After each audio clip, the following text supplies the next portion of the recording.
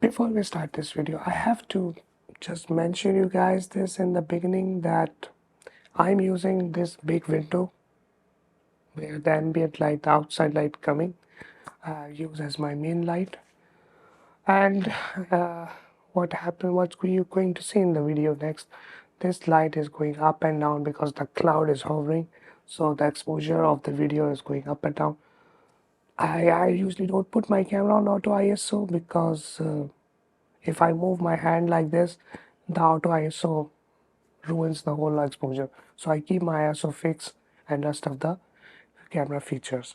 So in the following video, which you are going to see, the main video which you are going to see, please ignore the exposure because the clouds is not in my control.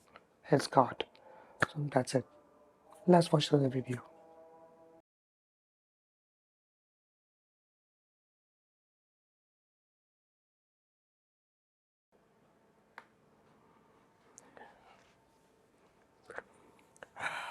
Good morning, and very good morning. Welcome to the show. Welcome to Viewgraphy. How are you guys? I hope you guys doing great.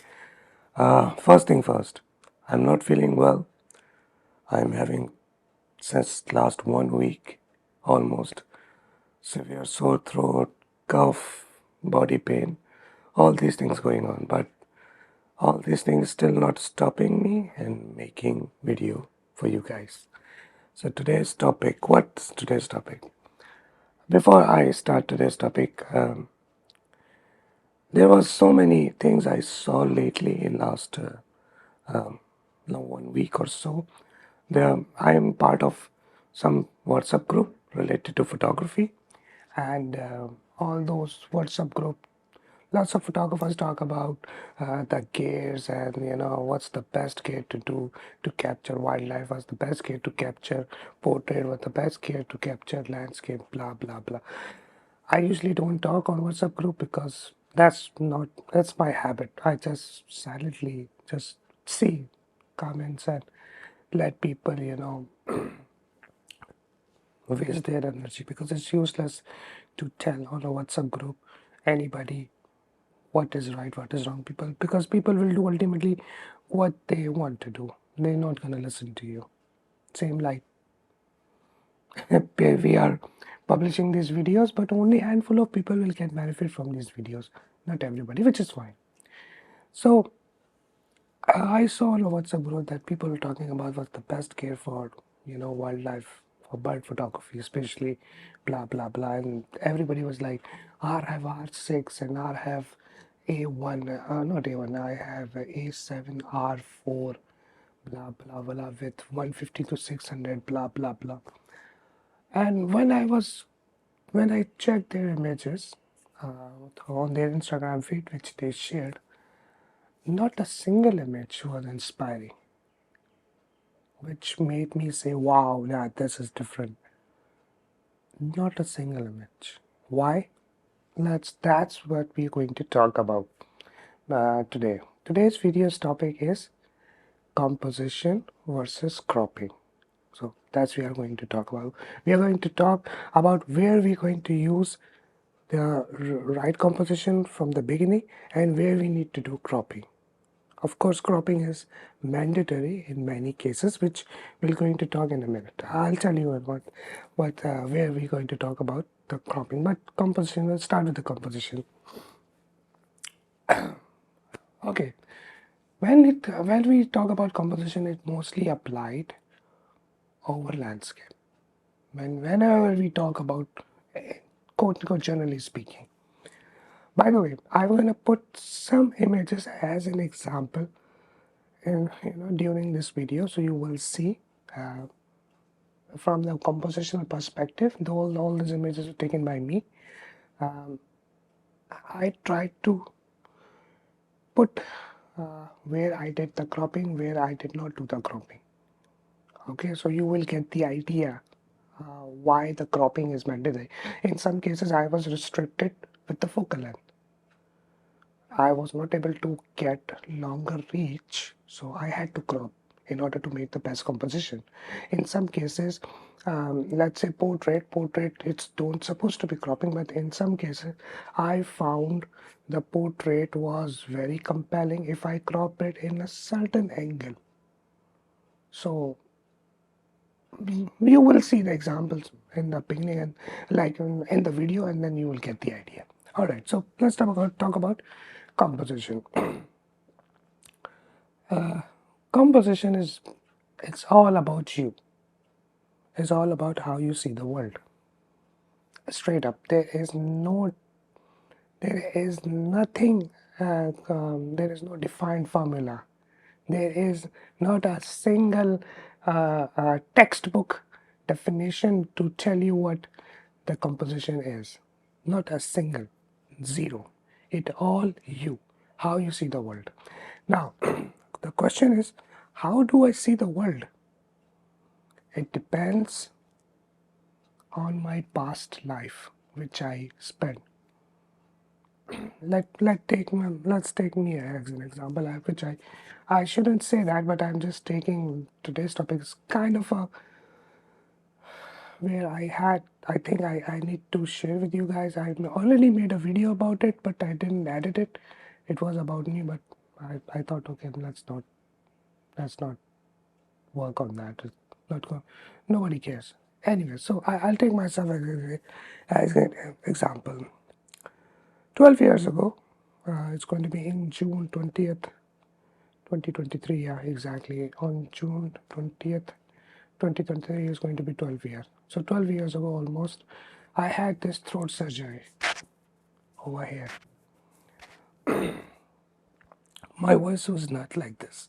I had a normal voice, okay?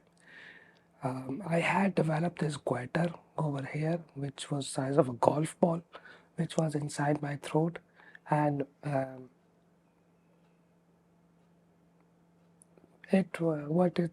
what happening was that thing was becoming start choking my whatever I'm trying to eat, or my the veins going through the brain to my body. So if I sneeze or if I choke, that thing become expand in the process, and when it expands, so it blocks all the vein coming from the brain to the body, or body to the brain, and I had blackout for 10-15 seconds. So it happened a lot with me that while I'm driving, I got a cough or I got a sneeze, or something happened and I cough or I sneeze, and for 10-15 seconds I'm blank. So I can't see anything.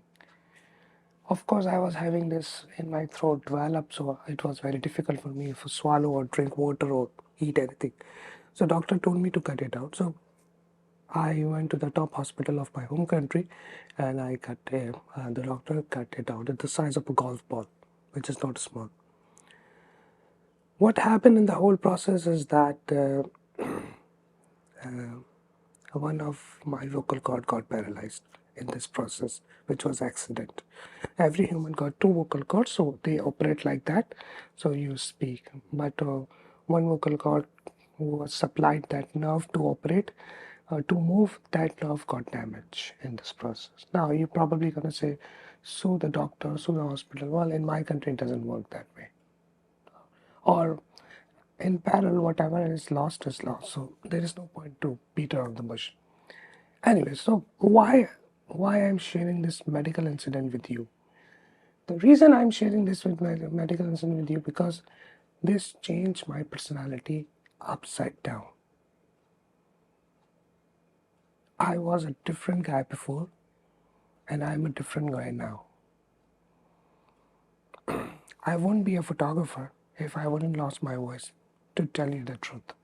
I started doing photography after I lost my voice. And as the time goes on, people, when I try to call anybody on the phone, try to talk on the phone, even till today, even after 12 years, people say, oh, wow, what did you say? And then I have to repeat everything, because I cannot speak louder, I cannot speak long sentences. If somebody is standing on the road, try to cross the road, and the car is coming, I cannot yell to alert that person that the car is coming, stop. So I have this complication. This thing is progressively adding into my personality and it increases my anger management. So I'm just trying to control it, and ultimately it's reflected in my psychology, and which ultimately reflects in my images. Most of my images, you will see a lonely tree, a lonely person, or lonely something, a lonely ship. And one of my friend who pointed out that 5 years ago he saw my work, and he said to me that your work is very lonely. And I said, what? He said, yeah, your work is very lonely. In your images, lots of isolation, lots of loneliness I have noticed. And I was like, really? Then I went back home. On the 27 screen, I open all my images big on the big screen and I start watching them. And I was like, yeah, you know what? He's right. I didn't notice that. My friend did. What happened was, all that thing which happened with me medically, it basically pushed me psychologically into an isolation. I start feeling lonely, which ultimately affecting my photography. I know you probably not gonna believe on this thing, but trust me, I have seen and applied this ideology over many photographers, and it turned out to be right. Their composition, their thought process, the way they see the world is exactly depends on how they were in past. Isn't it amazing? If you want to see anybody personality, how that photographer is, you just go through that Instagram feed and you will immediately get to know about that person if you are good in image reading. So that was the composition. From the composition, I in my composition I tried to isolate things because that's how see when it comes to landscape, people think about 14 mm, 16 mm, something like that. For me, for me, I take a landscape with 500 mm. I always try to narrow down my vision to as narrow as possible. I mean, for me, it's very chaotic when I see a world in 14 millimeter. For me, it's very difficult to arrange the subject and elements in a very good composition, you know. So, so person can see the, or anybody can see the image in the end beautifully. For me, it's very difficult because your composition defines your focal length, which ultimately goes to the aperture, which ultimately goes further on. So for me it's very difficult. So for what I do, I usually use longer focal lengths, 200 millimeter and above. In this way I eliminate all the distraction from the frame and only focus on the subject which I want to compose. There is a saying that it is not important when it comes to composition, it is not important what you are including into the frame. What important is what you are excluding from the frame. So it's not important.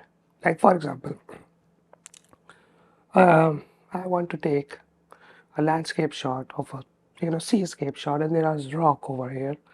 The only thing I can do is to change my position to eliminate the rock. And let's say if I'm standing in a way that I don't get a best composition from anywhere else, only in this place I get the best composition. So, but there is one small rock which is kind of a distracting, and when I put into the frame, it doesn't look good. So what shall I do? So the only way I think is to change the focal length, to extract, to just get rid of that rock, or to crop it if I'm shooting with prime lenses, let's suppose. So the first thing is to get the composition right from the camera. If you are not able to get it due to the position, if you're not able to choose, or if you are shooting with prime lenses, then you ultimately goes for cropping.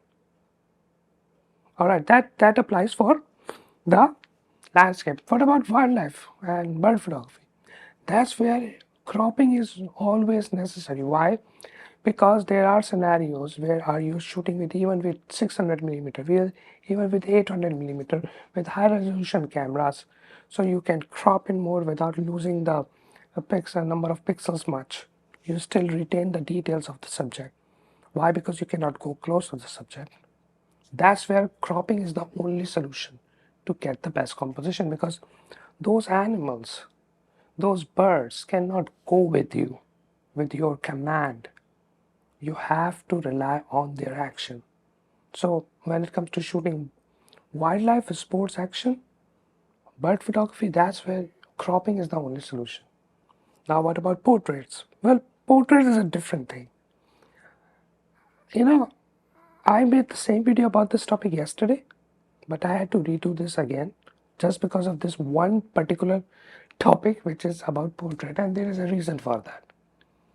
What happened was I made this whole video yesterday and it was okay video, but I forget to mention about one thing which I realized later in the night, and I thought, okay, I have to redo the whole video again.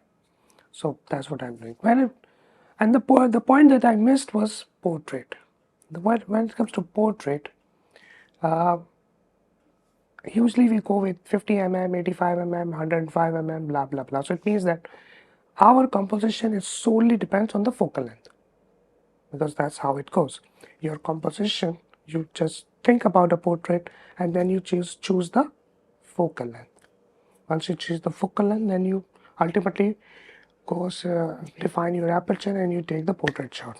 All right, simple. But there are scenarios where I have a very good example where the cropping basically saved the portrait. I have this shot of mine, as you can see. It's a studio shot which I took in my home. All right, I put one flash, black backdrop, same backdrop which I'm using, and I took a shot. All right, I believe I used two flashes. So while I was editing that image, somehow accidentally I came across, while I was playing with the image editing, I came across with the cropping of somehow with golden ratio, which is this.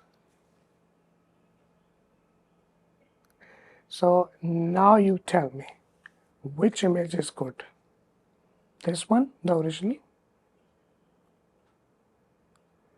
or the golden ratio one? This one. I'm sure you will like the golden ratio one, not the original one. So this is one of the exceptions where the cropping is basically safe. Basically cropping make a better image out from the original. So that's how it is. So normally cropping doesn't apply for portrait because you're already dealing with the first focal length. So we are assuming that portrait is going to be like this, or like this, whatever. But in this case, I able to extract a better image out from an ordinary portrait just because of the cropping. So cropping saved my day, right? Yeah, that's it. Now, second thing. Now let's move on for another genre. That's about corporate headshots. Same whatever we applied for the portrait, same applies over corporate headshots. It is. Um, um, you don't have to. You must have a proper headshots in order to get a very decent image quality. Okay. Same applies for your landscape. We already talked about it. Now what about macro shot? Again, macro shot, you may end up cropping some part for macro, because in macro you need cropping in sometimes. uh, Event photography, wedding photography, sometimes you need, sometimes you don't, because you mostly go with the composition, with more feeling of the couple and everything. So you are mostly, you don't end up having a chance for cropping in wedding, right? How about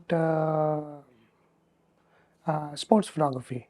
In sports photography you do need cropping, because in sports the scenario, the players are not in your control. You all the things where you things are where the things in front of your camera are not in your control. You ending up cropping. Landscape, you don't need to crop until unless there are certain things which you cannot skip. Let's say you want to shoot an architecture. All right, you're shooting an architecture, but there is a signboard over here which is distracting, and you want to eliminate that. But you don't have any other good composition because of the light, because of the shadow, because of anything, or because of the angle of view of the building which is coming over here looks pretty decent. Looks pretty nice. But this signboard, of course, this signboard is a part of the street. You cannot just take it out. It's a government property. You cannot take out these signboards or whatever. So what you do, you ending up cropping, or you have to choose the right focal length in the beginning to get a nice shot which eliminates that thing. Now, here is the thing. When, let's suppose you get a shot with a certain focal length. Okay, let's suppose you take the shot with 85. All right. Then you take the shot. Now I'm talking about composition versus cropping. Now you get a shot with 85 millimeter with the best composition. Another guy who doesn't have 85, have 50 millimeter. He take the shots. He take the shot and try to crop it exactly like 85 to get the same angle of view. What's the difference between this? It both looks the same in the end of the day, but there is a big difference. What difference is the first of all the number of pixels in the 50 mm shots, which replicates the same angle of view like 85, is less. So you will get less detail when it comes to cropping, unlike the better composition of 85.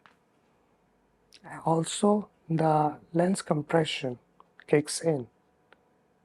85, when you see the person image of the portrait, the jawline and the face at 85 is going to be more flat. With 50, you will get more round. That's another thing.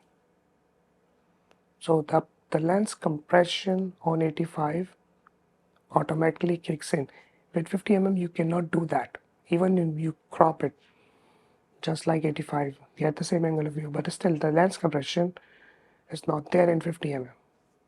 So that's another issue.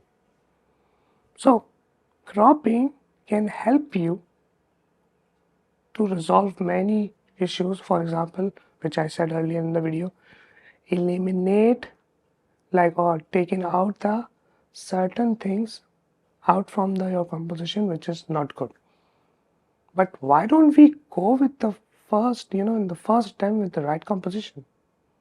Again, there are certain challenges in the field which we don't know as a viewer. Only the photographer knows that. That's why he or she has to crop the image. Maybe that person doesn't have the right focal length. Maybe that person doesn't have 70 to 200, doesn't have the prime, doesn't have XYZ, doesn't have the permission to shoot in a certain way to get the right view in the beginning. So many issues which causing us to crop the image. So let's not judge everybody. Let's give everybody some space. But again, we as a photographer must push ourselves to get the right composition from the beginning.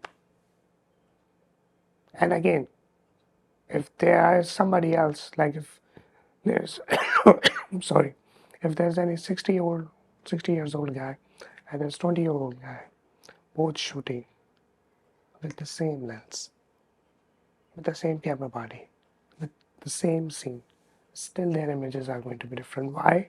Still their composition is going to be different. Why? Because of the personality what they have, and their personality all depends on how the life treated them. It's a very deep thing which you will realize once you see yourself and your last work, right from the day when you first pick up the camera till today. You see all the images and then you will realize how you are evolved in which year your personality got affected and which ultimately start reflecting in your images because of the better composition or because of XYZ reasons. So that's what it is. Where we need cropping, where we need the right composition from the beginning, it all depends on the scenario where we are in. But again, getting the right composition from the beginning is the best thing to do. Yes, you can get away and get a good shot with cropping, but getting right thing, well, right framing, right composition from the beginning is always helpful. Always.